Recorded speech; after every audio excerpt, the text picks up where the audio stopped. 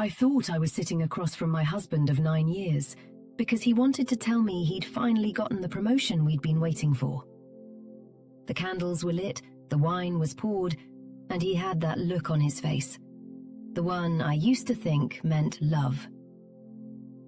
I didn't know that what he was about to say would not only end our marriage, but ignite a fire that would burn through every corner of the small town we called home, and leave people whispering my name long after the smoke had cleared. He asked me, calmly, almost clinically, the way a person discusses a leaking pipe or a car that needs new tires, to help raise his 3-year-old son. The son he'd had with a woman named Tiffany Marsh, who lived 12 minutes from our house, who had dark hair and a laugh I would later learn carried across parking lots, and who had been, as it turned out, a central figure in my husband's life for the better part of 4 years. 4 years. I had been folding his laundry, cooking Sunday dinners, planning our future in careful, hopeful increments. And for 4 of those years, there had been another life running parallel to mine, complete with its own milestones, its own inside jokes, its own child who had my husband's eyes. That night, I didn't scream. I didn't throw the wine glass. I didn't do any of the things that people in movies do when their world collapses. I sat very still, the way you sit when your body goes ahead of your mind and simply shuts everything down. And I looked at the candles and I thought, the flames are so steady. There's no draft in here at all. And then, slowly, something shifted behind my sternum. Something that had been soft for 9 years began to harden. Slowly and completely, like water becoming ice. And I understood, with a clarity I had never felt before, that my reaction to what came next was going to define the rest of my life. And I intended to define it on my own terms. My name is Clara. Clara Renshaw, though I'd been Clara Holt for 9 years, which was longer than I'd been anything else as an adult. I grew up in Millhaven, a town of about 14,000 people nestled in a valley between 2 ridges of low mountains in eastern Tennessee. The kind of place where the Baptist church on Main Street has a marquee sign that people actually read and quote to each other. Where the high school football team season is treated with the gravity of international diplomacy. And where everyone knows not just your name, but your mother's name, and what your grandmother used to plant in her garden. I was a librarian. I'd been the head librarian at the Millhaven Public Library for 6 years, a job I had loved with a quiet, steady devotion that I think surprised people who expected someone with a literature degree to want something more dramatic. But there was nothing small about what I did, at least not to me. I ordered the books. I organised the after-school reading programmes. I knew which children were struggling and made sure they always left with something they could finish, something that would make them feel capable. I knew which old men came in, not because they needed books, but because their houses were too quiet. And I made sure to have a conversation ready for them. The library was a place I had built into something, and it was mine in every way that mattered. I had met Jason Holt at a friend's birthday party 11 years before the night of the candles and the wine. He was tall, broad-shouldered, with an easy smile, and the particular kind of confidence that comes not from arrogance, but from a man who has been genuinely liked by people his whole life and simply expects that to continue. He worked in commercial real estate, first for a firm in Knoxville, and later, after we married and decided to stay in Millhaven, for himself. A small but respected operation that dealt primarily in commercial properties across the county. He was good at his work. He had a handshake that people remembered, and a reputation for being straight with them, which in commercial real estate, I was told, was rarer than it should have been. We had been happy. I want to say that clearly, because I think it matters, Because the story I am about to tell could make it seem as though our marriage had always been a hollow thing, a performance for the benefit of the town, and that is not what it was. For the first 5 or 6 years, we had been genuinely, warmly happy. We ate breakfast together on weekday mornings. We had a tradition of walking down to the river on Sunday evenings in the fall, when the light came through the trees at that particular angle that made everything look as though it had been painted rather than grown. We argued about small things, whose turn it was to call the plumber, whether to repaint the porch, and resolved them without damage. We talked about having children, and I want to be honest about this too, because it is relevant. We had been trying for 2 years, quietly, without telling anyone, and it had not worked. And that private sadness had lived between us like a piece of furniture we had learned to walk around without mentioning. I did not know then that while I was navigating that grief, Jason had been building an entirely different life, less than 15 minutes away. Our house was the thing I loved most about our life together. It had been my grandmother's, left to me when she died the year Jason and I got engaged. A white clapboard 2-story on Linden Street with a porch that wrapped around 2 sides and a kitchen that had a window above the sink that looked out over the backyard, where 2 old oak trees stood so close together their upper branches had grown into each other over the decades. My grandmother had planted roses along the south fence, and they came back every year without my doing much of anything, red and profligate and faintly scented, as if they remembered her instructions and were simply following them. I had repainted the porch twice, refinished the floors in the downstairs rooms, replaced the kitchen cabinets. The house was mine in the deepest sense, not just legally, not just because my name was on the deed, but because it held the shape of everyone I had loved. Jason's mother, Beverly Holt, lived 20 minutes away in the neighboring town of Carver, and she was the kind of woman who could make you feel both welcomed and subtly insufficient in the same sentence. She had opinions about curtains, about how long you should wait before inviting people to dinner after moving into a new neighborhood, about the proper consistency of gravy. She had loved Jason with the focused, almost territorial intensity of a woman who had raised a son alone after her husband left when Jason was 7. And even after 9 years of marriage, she still sometimes looked at me with an expression I could only describe as cautious, as though she was still deciding whether I was adequate to the task. I had made my peace with Beverly. I had made it carefully, deliberately, the way you make peace with weather, by accepting that you cannot change it and dressing appropriately. There had been 2 or 3 moments in the years before that dinner when I had felt the ground shift slightly beneath the comfortable surface of our marriage. Tremors so faint, I had convinced myself they were my own anxiety rather than evidence of anything real. Once, about 3 years before, I had found a receipt in Jason's jacket pocket for dinner at a restaurant in Knoxville, a nicer place than he usually went for work meetings midweek for 2. When I asked about it, he said it was a client dinner, mentioned the client's name without hesitation, smiled at me in that easy, confident way of his. I believed him. I filed it in the same mental drawer where I kept the night he had come home from a conference, smelling not of cigarette smoke or cologne, but of something I could not quite name, something floral and unfamiliar, and had gone straight to shower without kissing me hello. I closed the drawer. People who are afraid of what they might find have a remarkable capacity for not looking. About 18 months before the night of the candles, Beverly began asking questions that, in retrospect, had a pattern to them that I should have recognized. She asked, with what seemed like genuine concern, about our finances. Were we thinking about refinancing the house? Had we updated our wills?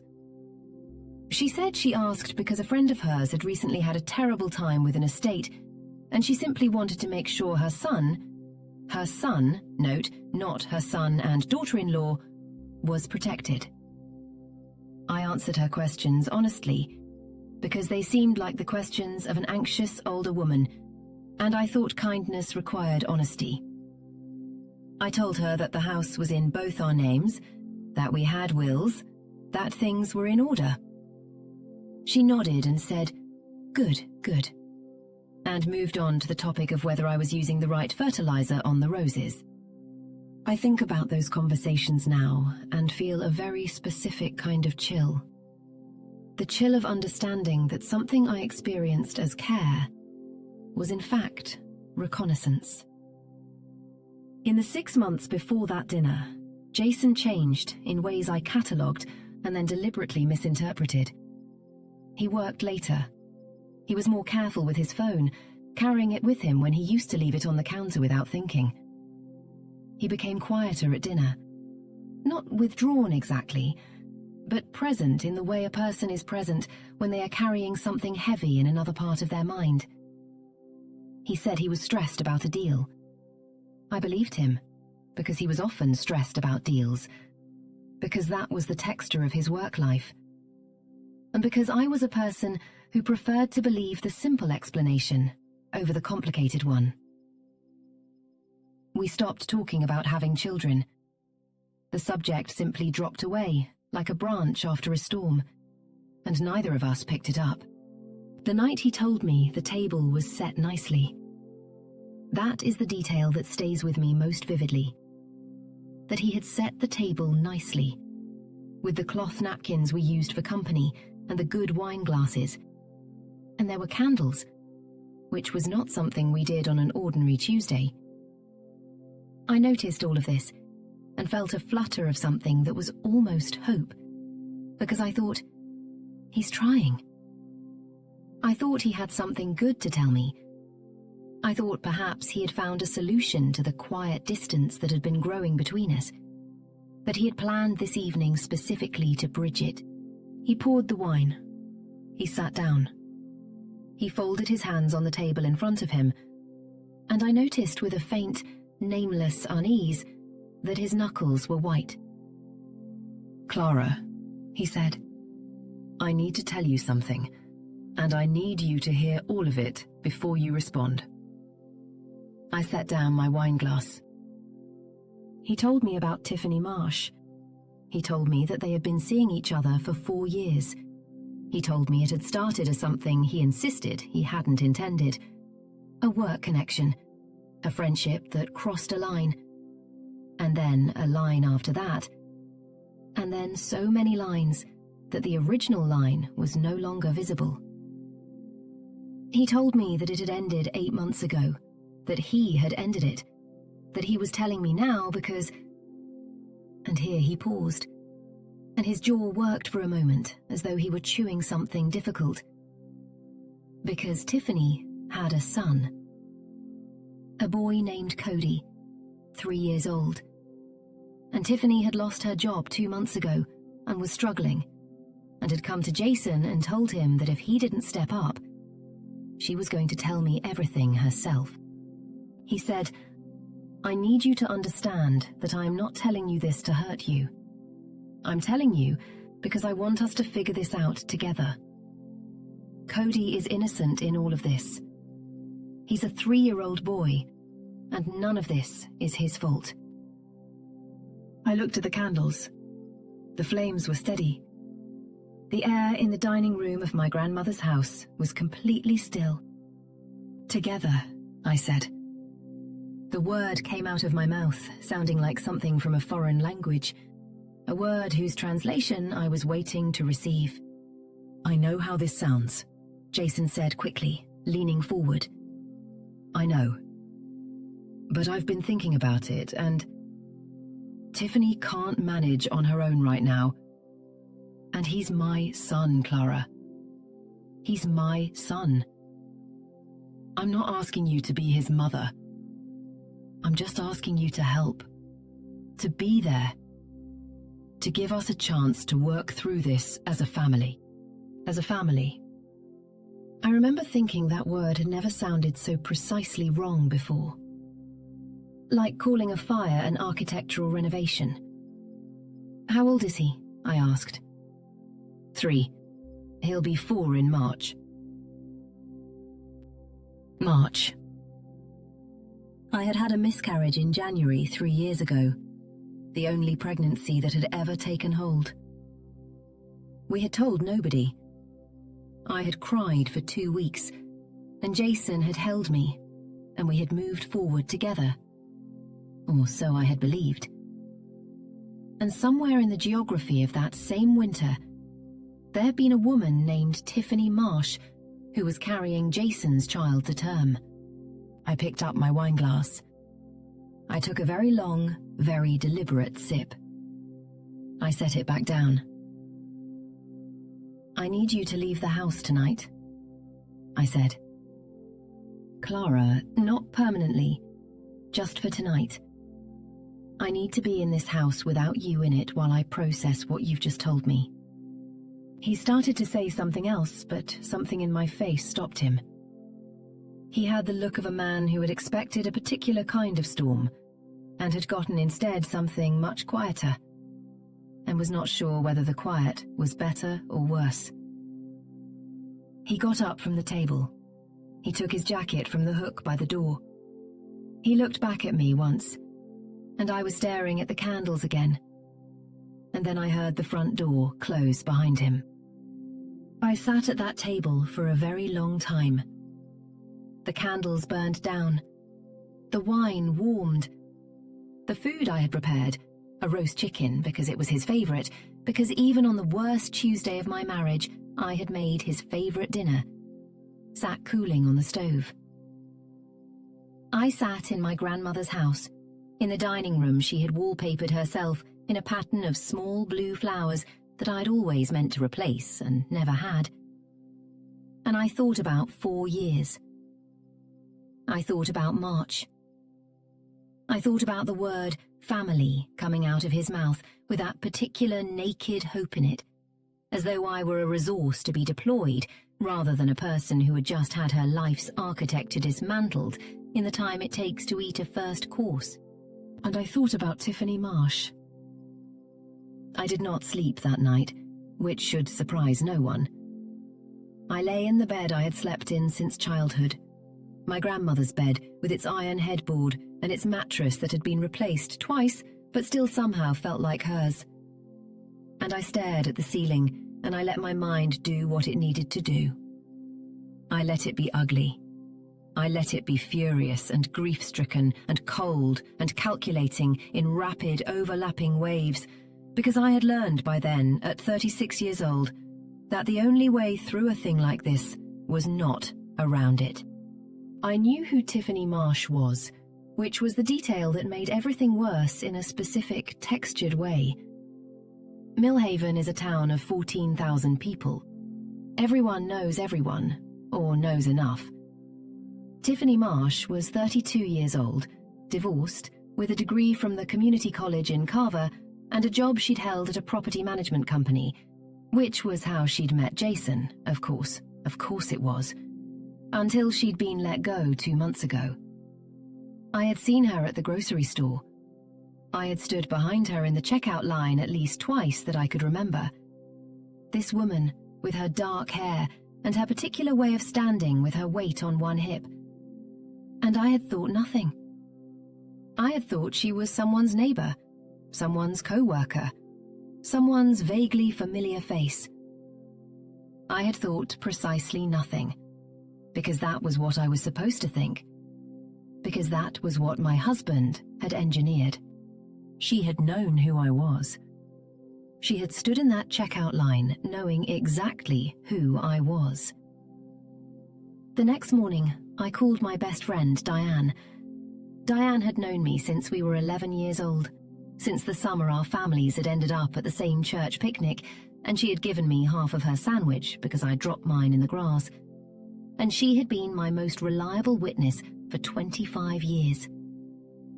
I called her at 7 in the morning, and I said, "I need you to come over." and she was at my door by 7:15 with coffee, and the particular expression on her face that meant she would not say a single useless thing. She sat at my kitchen table and she let me tell her everything. All of it. From the nicely set table and the cloth napkins, to the word family, and the 3-year-old boy named Cody who had been born in March. She did not gasp or perform her reaction for my benefit. She sat with her hands wrapped around her coffee mug, and she listened. And when I was done, she was quiet for a moment, and then she said very carefully, "What do you want to do? Not what should you do.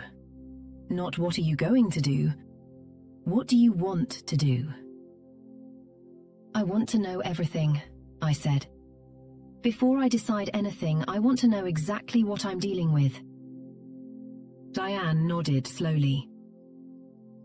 "I know someone who knows Tiffany," she said. "Not well, but enough." I looked at her. "I'm not going to fall apart," I said, and I needed her to hear that clearly. "I know you're waiting for that. I'm not going to." "I know you're not," she said, and her voice was so steady and certain that I almost did fall apart, right then, for exactly 3 seconds, before I pulled everything back together and poured myself more coffee. Jason came home that afternoon. He was pale and careful, the way a person is careful around something fragile, which told me he still did not understand that I was not fragile. I was, in fact, the opposite of fragile. I had been becoming the opposite of fragile since approximately 11 o'clock the previous night, when the last of the tears had dried and something far more durable had settled in their place. He sat across from me in the kitchen and he said, "How are you?" Which was such an absurd question that I spent a moment simply looking at him. "I want to understand the full situation," I said. "Everything.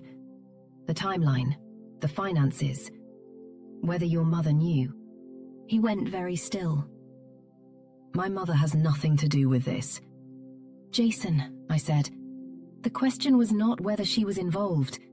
The question was whether she knew." A muscle jumped in his jaw. He looked out the window at the oak trees, at the red roses along the fence. "She found out about 6 months ago," he said. He stopped. He pressed his lips together. "She didn't tell you because I asked her not to. I told her I was handling it." There it was. Beverly had sat in my kitchen 4 months ago and asked me careful questions about the deed to this house.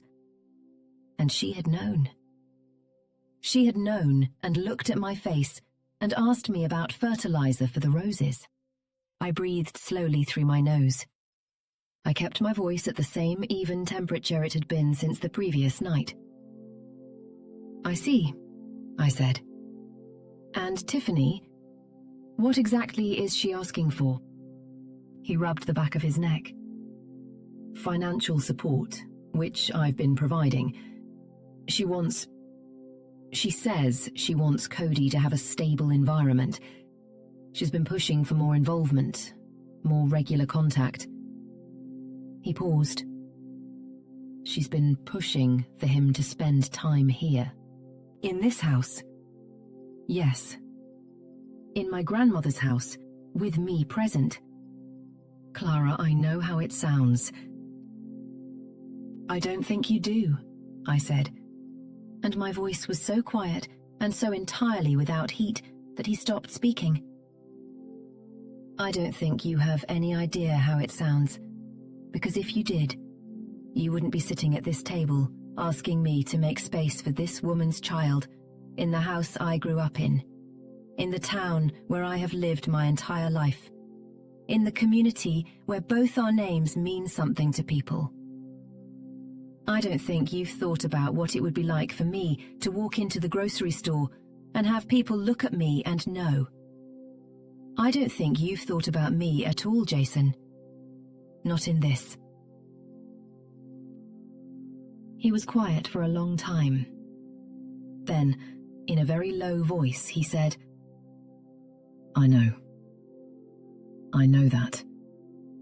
And I'm sorry." "I know you're sorry," I said. "But I need you to understand that sorry doesn't answer a single one of the questions I have right now. So I'm going to ask you to give me space for the next few days, and I'm going to figure out what I want to do. And I'm going to need you to wait." He nodded. He left the room. I heard him go upstairs, heard the guest bedroom door close, because we were at that stage now. The guest bedroom stage.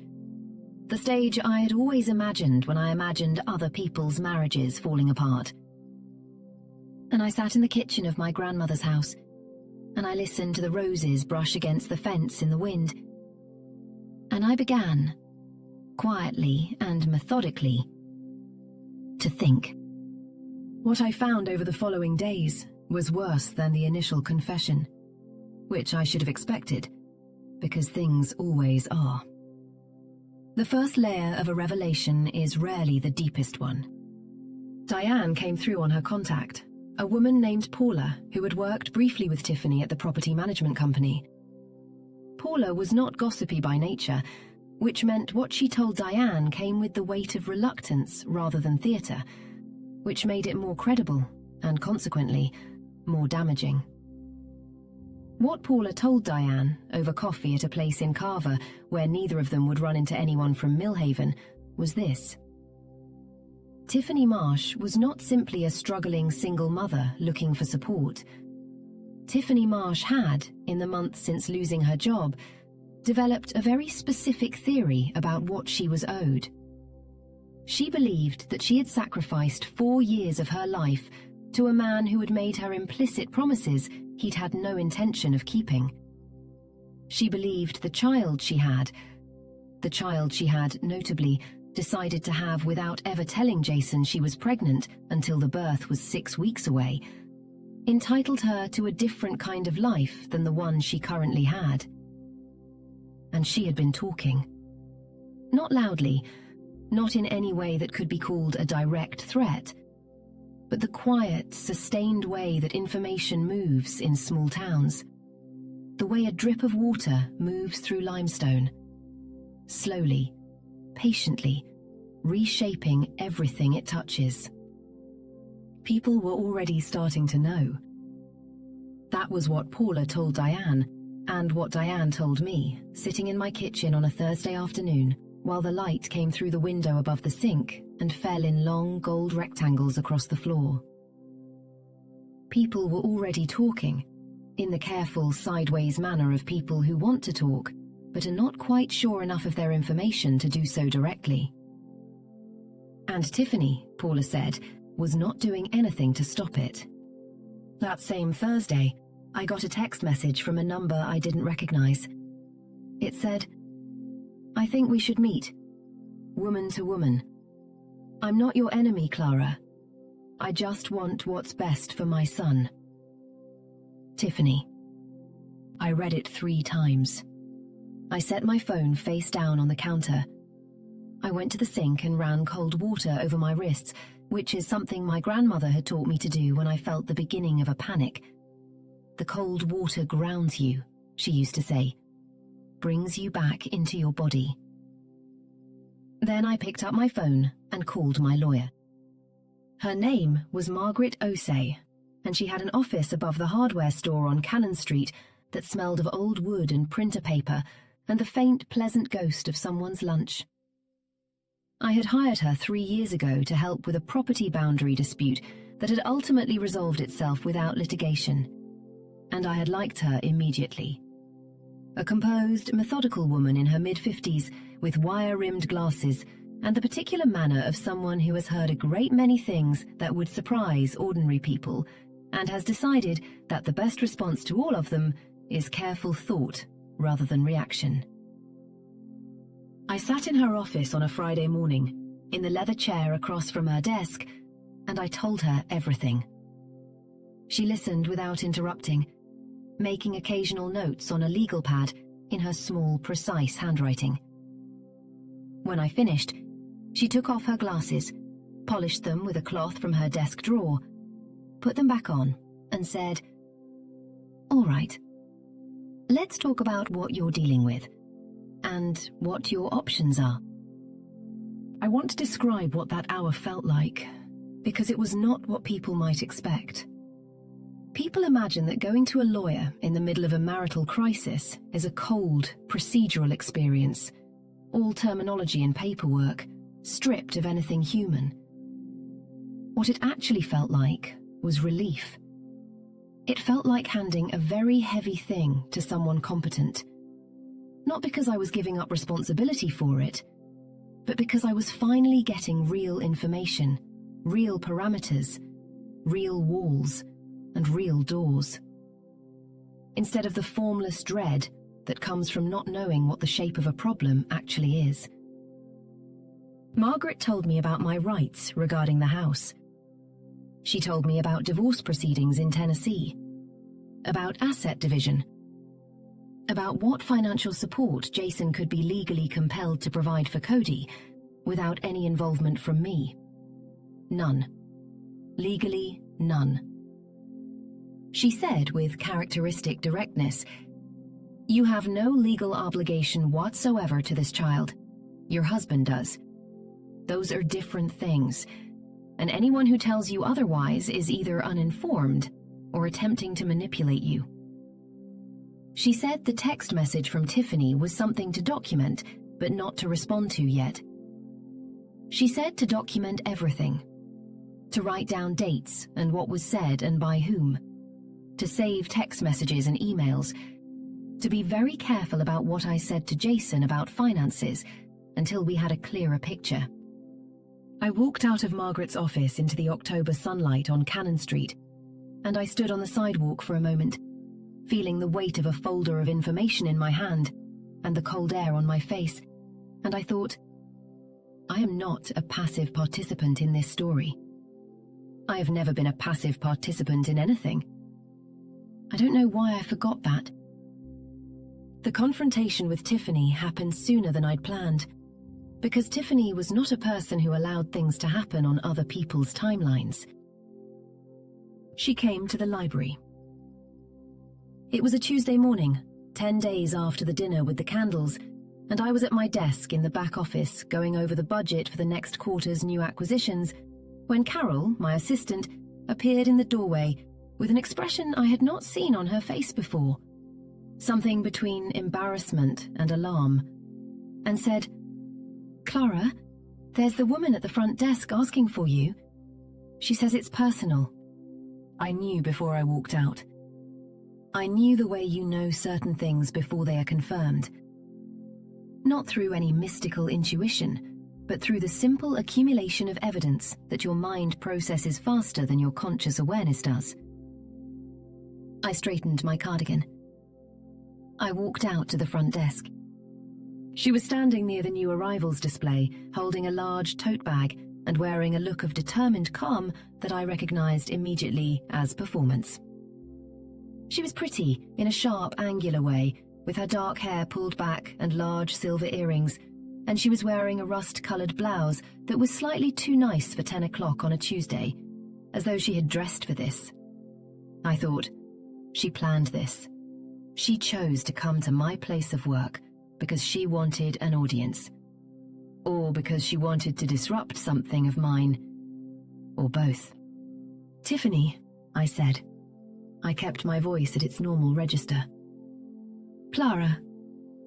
She had a particular kind of smile, wide but not warm, the smile of someone who has decided to be pleasant as a strategy. "I'm sorry to come here. I know this is probably not ideal." "It isn't," I said. "Can we step outside?" We went out to the small brick courtyard at the side entrance of the library, which was empty at that hour. The air smelled of fallen leaves and distant wood smoke, one of those October smells that under any other circumstances would have felt like comfort. She followed me out, and we stood facing each other. And I had the brief, almost vertiginous experience of knowing that I was face to face with the person who had been a shadow in my marriage for 4 years and was only now becoming solid, real, 3-dimensional. A woman with silver earrings and a rust-colored blouse, and eyes that were watching me very carefully for the first time. "I wanted to talk to you without Jason there," she said. "I think you deserve that." "What is it you want to say?" I asked. She shifted her weight slightly. "I want you to know that I never wanted to hurt you," she said, "truly. What happened between Jason and me, I know it's not your problem, and I know it's not fair. But Cody is real. Cody exists, and he needs his father." "His father is not in question," I said. "Jason's obligations to his son have nothing to do with me." Her chin lifted slightly. "He can't be a proper father to Cody if his marriage is in chaos," she said. "I'm just being realistic." "I appreciate your realism," I said, keeping my voice measured, watching her face. "What I'm curious about is why you think my marriage is your concern. Because—" She stopped. The pleasant strategy flickered for just a moment, and something harder showed through. "Because Cody needs a stable home. And if Jason is spending all his time trying to manage you—" "Managing me," I repeated. "Then he can't be present for his son. And I think, woman to woman, you understand what it is for a child to need both parents." There it was. That last phrase, woman to woman, the appeal to maternal instinct, the careful suggestion that my failure to cooperate was somehow an act of cruelty toward a 3-year-old child. I stood in the brick courtyard with the smell of wood smoke in the air, and I felt the clean, cold clarity of understanding exactly who I was dealing with. "Tiffany," I said, "I'm going to say something to you, and I want you to hear it carefully. You came to my workplace to make an appeal that you dressed up as a conversation between equals. That tells me a lot about how you operate. You had a 4-year relationship with my husband that required his sustained deception and your knowledge of that deception, and you are standing in front of me suggesting that I am the one creating instability. That is a very interesting position." Her jaw tightened. The pleasant smile was completely gone now. "Your son has a father," I continued. "His father is legally and financially obligated to support him. That obligation exists entirely outside of me. If Jason has been suggesting otherwise, that is a problem between you and Jason. I have a lawyer, and my lawyer is very clear about what I am and am not required to do. I am not required to do anything. Not a single thing." "You don't have children," she said, and her voice had changed. The warmth entirely stripped away now, something pointed underneath. "So maybe you don't fully understand." "Don't," I said. Just the one word. Quietly, but with a precision that stopped her mid-sentence. She stared at me for a moment. Then her expression shifted again, into something I can only describe as calculation. A rapid reassessment of strategy. The look of someone who has deployed one tool and is reaching for another. "This town is small," she said. "People are already talking. I can't control what they say." "No," I agreed. "You probably can't. But you might want to be thoughtful about how much of this conversation you contribute to, given that everything you say in this town will eventually come back to you, too." I took a step toward the door. "Don't come to my library again." I went back inside. I walked through the stacks to my office, closed the door, sat down at my desk, and sat with my hands flat on the desktop for about 60 seconds. Then I took a breath, picked up my phone, and texted Diane. She came to the library. I'm okay. Tell you later. Then I opened my laptop and began documenting the conversation. Date, time, location, every word I could remember. Because Margaret had told me to document everything, and I intended to follow every single one of Margaret's instructions. That evening, I had the conversation with Jason that I had been preparing for since the night of the candles. I asked him to sit down. I poured us both water, not wine, just water, because this was not that kind of conversation. I sat across from him at the kitchen table and I said, I need to know the financial side of this. All of it. He was quiet for a moment. And in that moment, I saw the same thing I had been seeing more and more clearly over the past 10 days. The difference between a man who is sorry and a man who is honest. He was sorry. He had been genuinely, visibly sorry since the night he told me, with the particular quality of sorrow that comes from being caught, from consequences arriving, from watching the life you valued beginning to fold. But sorry and honest were different coordinates, and I needed to know whether he was capable of being both. I've been paying her $1,200 a month, he said, since Cody was born. $1,200, I said. Clara, for 3 years, I said, from our accounts. He was quiet for just a fraction too long. From a separate account, he said. A business account.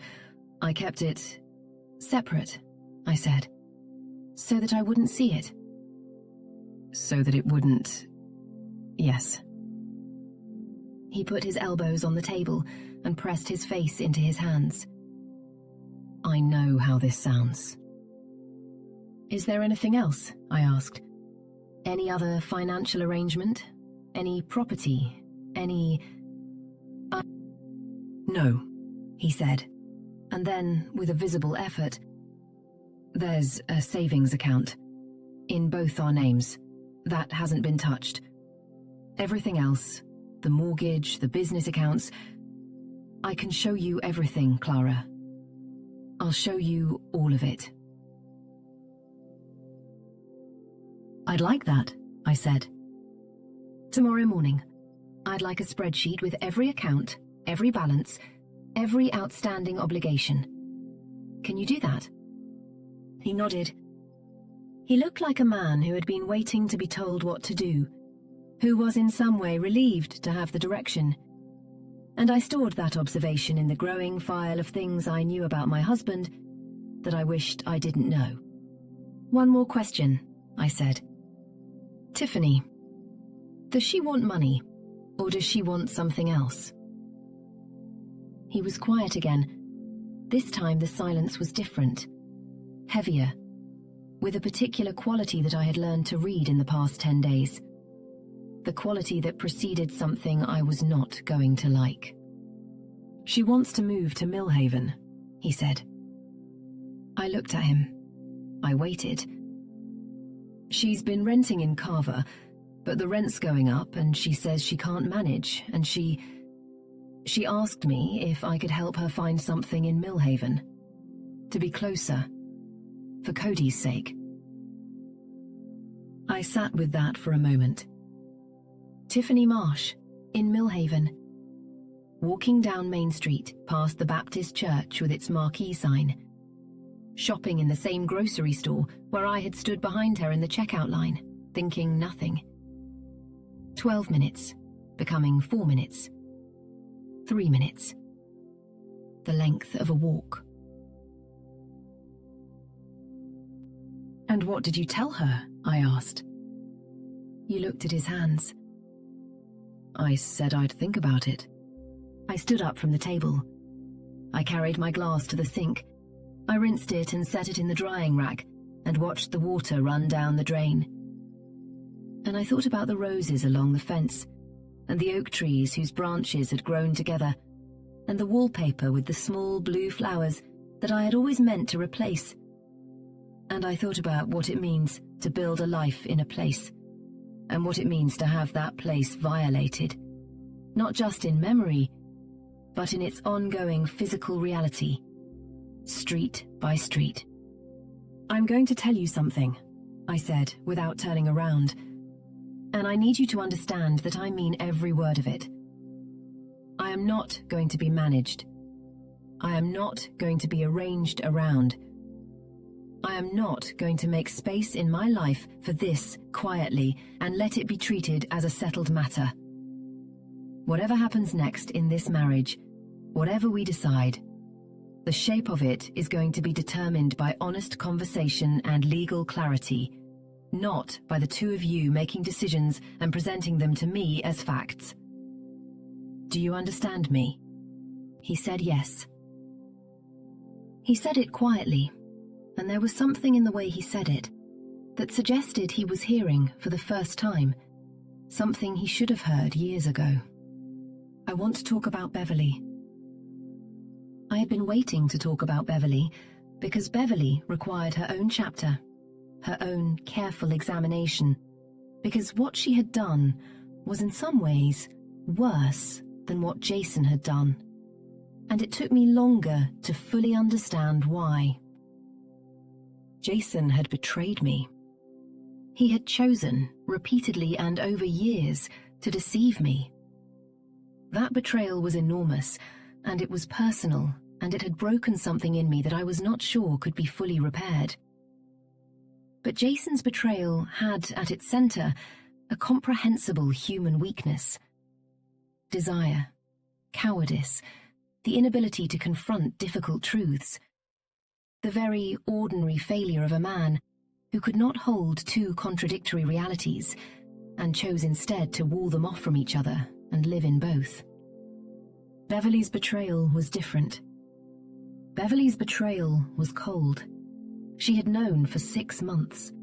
She had sat in my kitchen, in my grandmother's house, and she had asked me questions about the deed and the will and the accounts, and she had known. She had attended Jason's birthday dinner, a dinner I planned and cooked and hosted, 2 months after she found out. She had hugged me at the door. She had said the pot roast was exceptional. I did not call Beverly. I went to her. I drove to Carver on a Saturday morning, past the ridge where the maples were turning, through the town centre with its gas station and its Dollar General and its one decent coffee shop, and I pulled into Beverly's driveway and sat in my car for a moment, looking at the neat small house with its matching planters on the porch steps that she replaced seasonally. Orange mums at the moment. Very precise. Then I got out and knocked on the door. She opened it in the way of someone who knows they are being confronted and has decided to face it in a particular way. She was dressed, hair done, not in her housecoat as she would have been on an ordinary Saturday morning. She had expected me. Or she had prepared herself for me, which amounted to the same thing. "Clara," she said, "come in." The house smelled of coffee and something baking, cinnamon rolls or a coffee cake. The warm domestic smell she deployed around family with the consistency of a tactical maneuver. I sat on the couch in her living room without taking off my coat. "You knew," I said. "6 months ago you knew." She sat down across from me, folding her hands in her lap, and she had an expression I had never seen on her face before. Not the usual careful appraisal, not the managed warmth of our ordinary interactions, but something that was almost, though not quite, guilt. Almost, but weighted on the wrong side, weighted towards self-justification. "I found out 6 months ago," she said carefully. "I found out because Jason told me, because he needed someone to talk to. He came to me." "And you said nothing to me." "He's my son," she said. "He came to me in confidence." "Beverly," I said, "I have been your daughter-in-law for 9 years. I took care of you when you had your hip replacement. I drove you to your oncologist appointments when they thought it was a lymphoma and it turned out not to be, and I never told a single person, not even Diane, because you asked me not to. I did these things because I believed we had a relationship. And you sat in my kitchen 2 months ago and asked me about my finances, while knowing that my husband had a child with another woman. She was quiet for a moment. Her jaw was set. I told Jason he had to tell you, she said. I told him that every time we spoke about it, I put enormous pressure on him.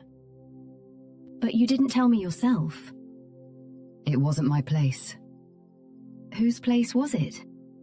She looked at her hands. Clara, you have to understand, when something like this happens, a mother's first instinct is to protect her child. I know that's not fair to you, I know it. But I was in an impossible position, and I chose my son, and I will not pretend otherwise. I chose my son. There was, I have to admit, something almost admirable in the bluntness of that. She was not performing remorse for my benefit. She was telling me the truth about her priorities, and the truth was simple. I had not been her priority. I had never been her priority. I had spent 9 years believing I was building a relationship with this woman, and she had been merely tolerating me in the house her son chose to occupy, in the life her son had decided to have, never fully extending to me the thing I had always wanted from her, and had never been able to name clearly enough to ask for. I understand, I said. I actually appreciate that you're being honest about it. I stood up. I was still wearing my coat. I want you to know that what you did, sitting in my house and asking me those questions while knowing, that is something I will not be able to forgive. I want you to know that not as a threat, but as information, as a fact. The way you've told me facts this morning. She looked up at me. Her expression was unreadable, but her hands in her lap were clenched together tightly enough that her rings left marks on her fingers. I hope you and Jason work this out, she said, and her voice was steady. And I believed, for the first time, that she meant it. Not for my sake, but because she wanted her son's life to be settled and uncomplicated. And I had been the ingredient that made it settled for 9 years, and she was pragmatic enough to understand that ingredients, once removed, leave gaps that are difficult to fill. Take care of yourself, Beverly, I said, and I left. The story of how Millhaven found out everything at once is really the story of what Tiffany did on a Sunday afternoon 3 weeks after she came to the library. She posted on Facebook. I know that might sound anticlimactic, but I want to describe exactly what she posted, because it is important to understand not just what she said, but the precision with which she said it. Because Tiffany Marsh, whatever else she was not stupid. She did not post accusations. She did not name me or use inflammatory language. She posted a photograph of Cody, a beautiful little boy with dark eyes and a wide smile, sitting on the floor surrounded by toys, with the caption, "This little guy deserves to know his whole family. Life is short and complicated, and none of us chose all of it, but we're all in it. Grateful every day for the people in our lives who choose love over pride." That was all. It was enough. By Sunday evening, my phone had 12 text messages. By Monday morning, I had been asked about it 3 times before I'd even made my first pot of coffee. Because in Millhaven, a post that cryptic from a woman that situation adjacent to the Holt family required no further annotation. The town knew. The town had perhaps already been in the process of knowing, given what Paula had told Diane about the quiet way information had been moving, but now it knew officially. in the way of things that have been stated in print. And I will tell you something about that moment, because I think it surprised people, and perhaps it surprised me too. I was not undone by it. I was not devastated in the way I might have been at the beginning, in the first raw days after the dinner. I was, and this is the most accurate word I can find, clarified. Because the town knowing meant the time for quiet management was over. The time for waiting and documenting and speaking to lawyers and gathering myself was over.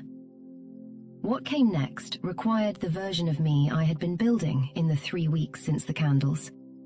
The version that had been assembled slowly and deliberately in the space between my grandmother's wallpaper and the window above the sink, and the cold water over my wrists, and Margaret O'Sea's office above the hardware store.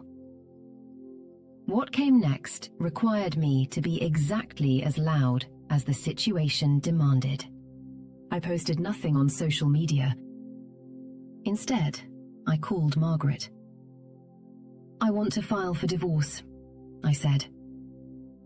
I was sitting in my car in the library parking lot before my shift, and my voice was steady, and the word divorce, which I had been holding in my mouth for weeks without speaking it aloud, came out clean and final, the way a difficult word does when you have made the decision that corresponds to it. And I want to make sure the house is protected. I need to know exactly where I stand. Margaret walked me through it. The house was in both our names, but it had come to me as an inheritance. It had been my grandmother's, and my grandmother had left it to me directly. And while we had made shared financial contributions to its maintenance and renovation over the years, the original provenance was entirely mine. Tennessee law would treat that with some complexity, but I had a strong position. Margaret said, "Keep everything, document everything, do not remove assets, do not do anything dramatic. Come see me Thursday." I thanked her and went in to open the library. That week was strange in the way that weeks can be when they carry more weight than a week should carry. People I knew came into the library and were kind to me in the specific, slightly overdone way of people who know something and are trying not to let their knowledge be visible, which meant, of course, that it was entirely visible. My co-worker Janet brought me a homemade casserole without explanation, which in a small southern town is the culinary equivalent of a formal acknowledgement of difficulty. My neighbour Pete from across Linden Street waved to me on his way to his car, with an expression of such transparent sympathy that I had to press my lips together very hard to prevent a reaction that would have been inappropriate for the library parking lot. I had a conversation with Jason that week that I want to describe carefully, because it was the conversation in which everything between us shifted into its final configuration. He came home on Wednesday evening, and I could tell by the way he moved through the door, shoulders forward, careful footing, like a man navigating ice, that he had seen Tiffany's post and had been waiting to gauge my response to it. I had not mentioned it to him. I had waited. "I saw what she posted," he said. "I know," I said. I was sitting at the kitchen table with a cup of tea, and I didn't move, and I looked at him. "I'm going to ask her to take it down," he said. "Don't," I said. He blinked. "Don't?" "It doesn't matter now," I said. "It's already out there. Taking it down changes nothing, and it makes you look reactive, which is worse than looking like yourself." I paused. "Also, I've started divorce proceedings." He sat down very slowly in the chair across from me, the way a person sits when their legs have gone unreliable. He looked at me for a long time, without speaking. Then he said, "Clara." Just my name. the way he'd said it 1,000 ordinary times, coming through the back door on a weekday evening, calling me from another room.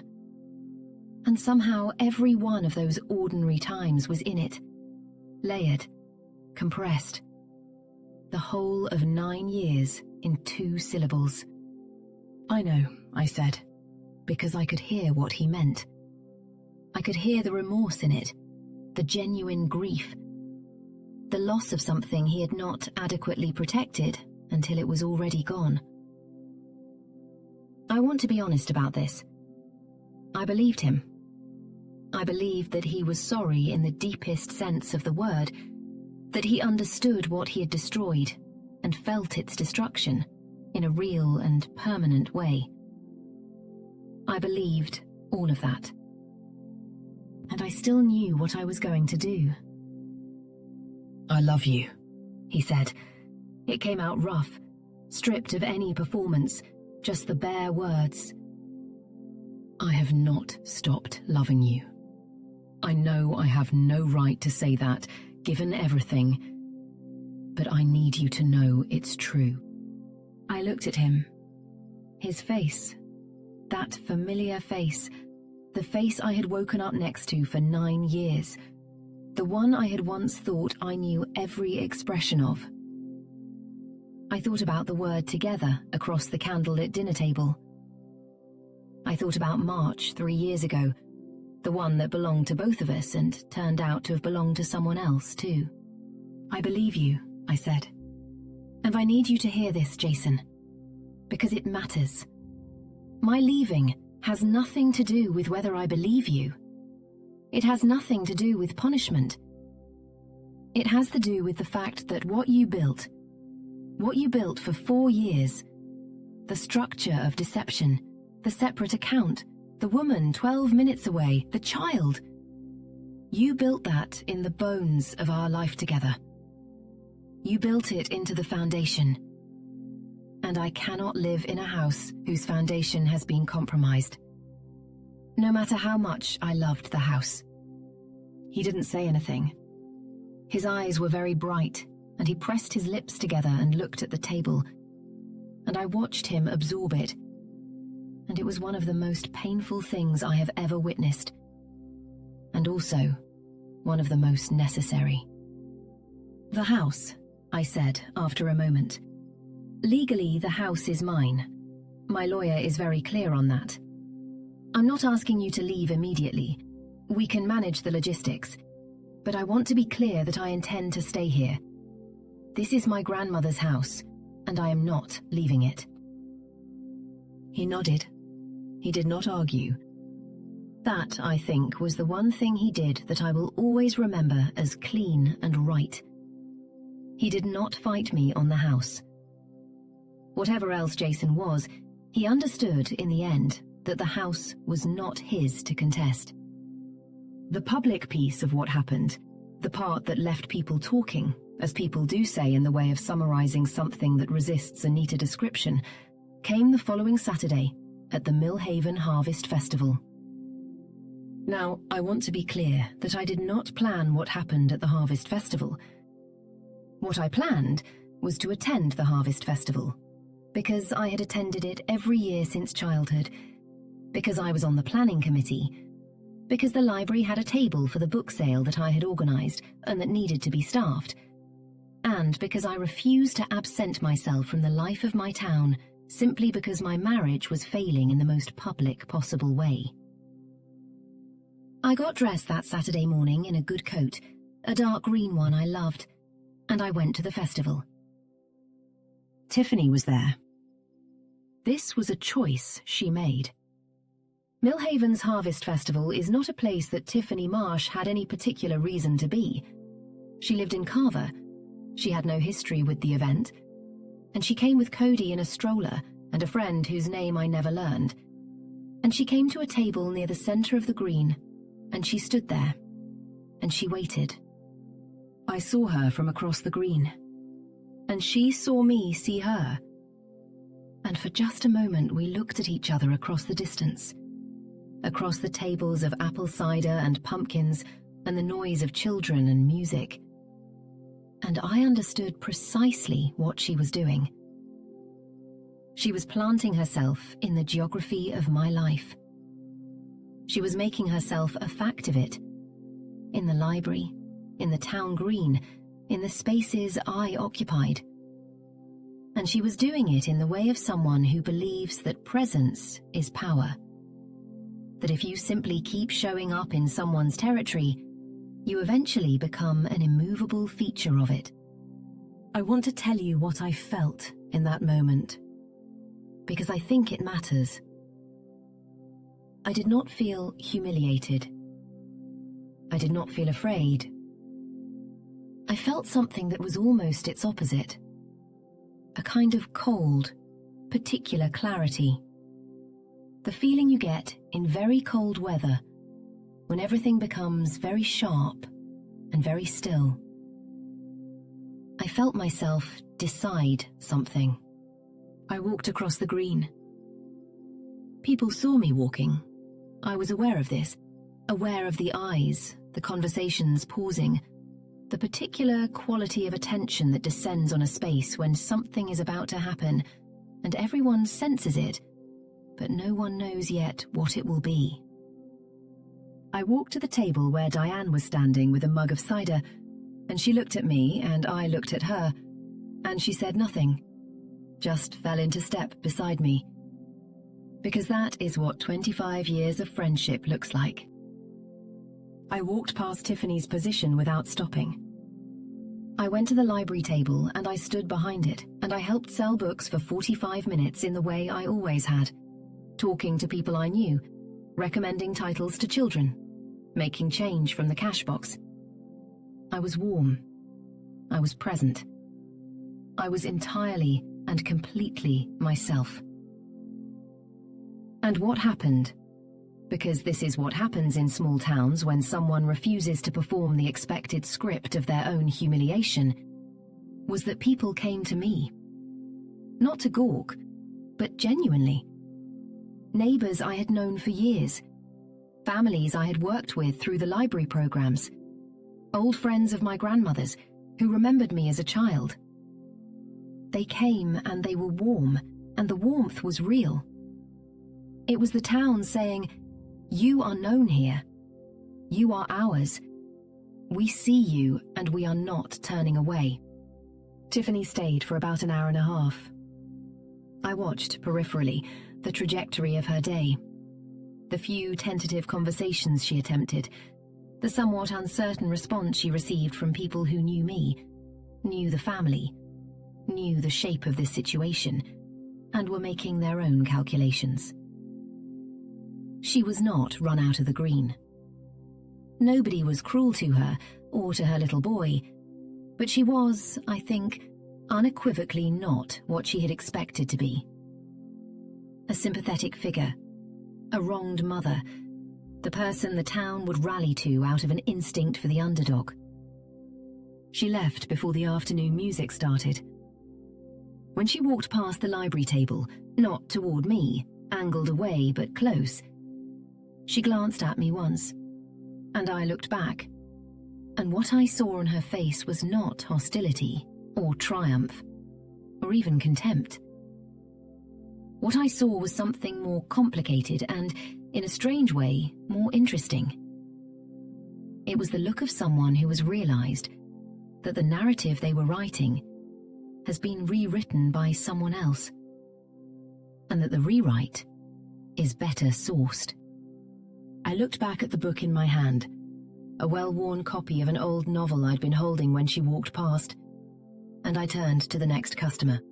The legal proceedings took 4 months, which is not a short time, but is, as Margaret reminded me, not a long time for a divorce that involved property, a shared business, and 9 years of intertwined finances. I'm going to tell you what those 4 months felt like, not as a list of events, but as a series of moments, because the moments are what I actually remember. I remember signing the initial petition in Margaret's office on a Thursday morning in late October, the sun coming through the window at an angle that lit up the dust motes in the air like small spinning stars, and the weight of the pen in my hand. How ordinary it felt. How entirely unequal that ordinariness was to the significance of what I was doing. I remember that Margaret had a small cactus on her desk that I had never noticed before, in a yellow ceramic pot, and I stared at it for a moment after I signed, because looking at something simple helped.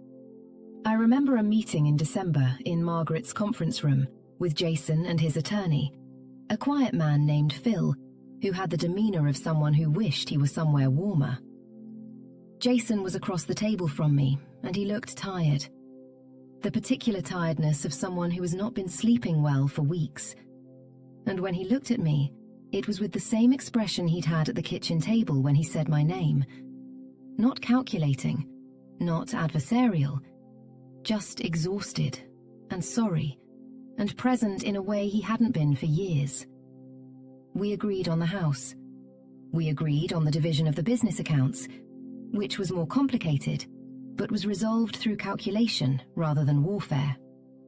He was fair. I want to say that because fairness mattered to me, and he demonstrated it.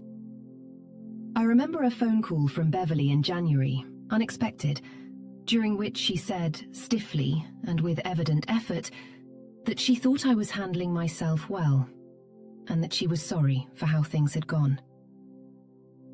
It was the closest thing to an apology she had in her, and I could tell from the formality of it, the precision of each word, that it had cost her something to make it. I said thank you. I meant it. Imperfectly.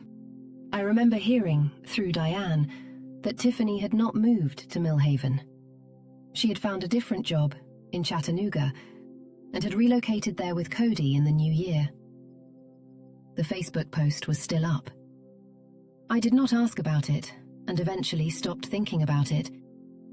I remember the day the final paperwork was complete, a Tuesday in February, cold and grey, and I drove home from Margaret's office and parked in front of my grandmother's house and sat in the car for a while, looking at the white clapboard and the porch and the rose canes, bare now in the winter, their thorns small and patient along the dark wood.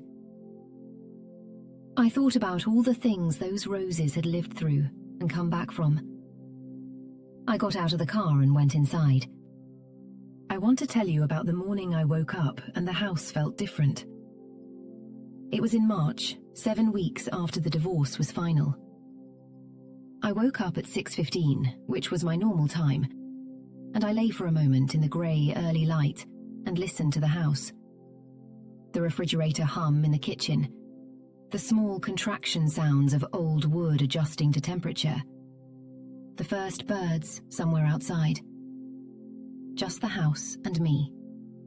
And outside the window, the beginnings of light over the oak trees.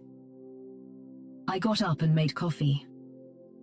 I stood at the window above the sink, and I watched the yard come into colour as the light strengthened, and I saw that one of the rose canes along the south fence had already begun to bud, small and tight and red-purple, the first ones of the year, which always came earlier than I expected them, earlier than it seemed possible for anything to manage. They came back every year. They came back because they had always come back, because they remembered her instructions.